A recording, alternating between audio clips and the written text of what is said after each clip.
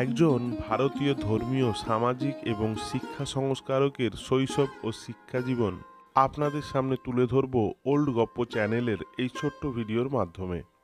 মুঘল সম্রাট দ্বিতীয় আকবর তাকে রাজা উপাধি দিয়েছিলেন। তিনি রাজা রামমোহন রায় নামে পরিচিত। 1772 সালের 22শে মে হুগলি জেলার রাধানগর গ্রামে এক সম্ভ্রান্ত ব্রাহ্মণ পরিবারে রামমোহনের জন্ম হয়। তার পিতা রামকান্ত ছিলেন একজন বৈষ্ণব। তার মা ফুল ঠাকুরানী দেবী ছিলেন শৈব পরিবার থেকে।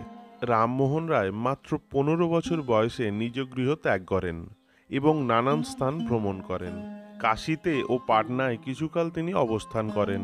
তিনি পাটনা থেকে আরবি ও ফরাসি ভাষা শেখেন এবং পরবর্তীতে বারাণসী থেকে সংস্কৃত ভাষায় শিক্ষা গ্রহণ করেন। এরপরে তিনি ইংরেজি, গ্রিক ও হিব্রু ভাষা শেখেন।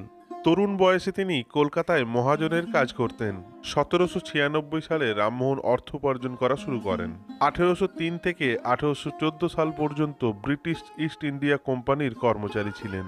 রামমোহন কলকাতায় প্রায় আসতেন এবং কোম্পানির নবাগত অসামরিক কর্মচারীদের সঙ্গে পরিচিত হয়ে তাদের নানান বিষয়ে সাহায্য করেন। এই সুযোগে তিনি ভালো ইংরেজি শিখে নেন।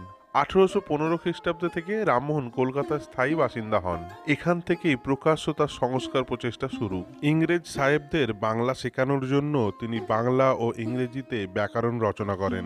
রাজনীতি, জনপ্রশাসন, শিক্ষা ও ধর্মের ক্ষেত্রে তার প্রভাব ছিল স্পষ্ট। তিনি সতীদাহ প্রথা এবং বাল্যবিবাহ বাতিলের প্রচেষ্টার জন্য পরিচিত ছিলেন। অনেক ইতিহাসবিদ রামমোহন রায়কে ভারতীয় রেনেসাঁর জনক বলে মনে করেন।